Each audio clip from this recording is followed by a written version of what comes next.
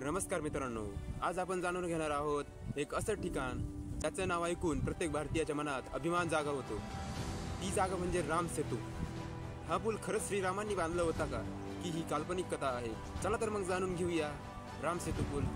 रामायणात वर्णन आहे की लंकेपर्यंत जाण्यासाठी प्रभू श्रीरामांनी समुद्रावर एक विशाल पूल बांधला होता, तो किंवा आदम्स ब्रिज म्हणून ओळखला जातो। तरी हा पूल रामेश्वर आणि श्रीलंकेच्या मन्नार बेटाच्या दरम्यान समुद्राखाली दिसतो। पुराणानुसार श्रीरामांच्या आदेशाने नल आणि नील या दोन वानरांनी हा पूल बांधला। म्हणतात की त्यांनी पाण्यावर दगड तरंगवले आणि ते दगड अजूनही काही ठिकाणी सापडतात।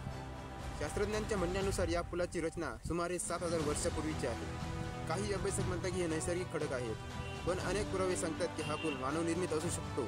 लोककथानुसार या पुलावरून श्रीरामाचा सेतू पार करून लंकेत जाण्याचा प्रवास झाला आणि तिथे रावणाशी युद्ध झालं। म्हणूनच राम सेतू हे फक्त एक भौगोलिक ठिकाण नाही, तर आपल्याला सत्याचे प्रतीक आहे। मित्रांनो, विज्ञान आणि श्रद्धा दोन्ही बाजूंनी पाहिलं तर राम सेतूचं अस्तित्व आजही एक गूढ रहस्य आहे। कधी तुम्ही विचार केला आहे का, इतकं जुनं ज्ञान आणि शक्ती आपल्याकडे पूर्वजांकडे खरंच होती का?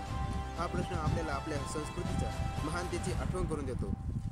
अशाच पौराणिक गोष्टी ऐकण्यासाठी महाराष्ट्र 360 ला सबस्क्राईब नक्की करा।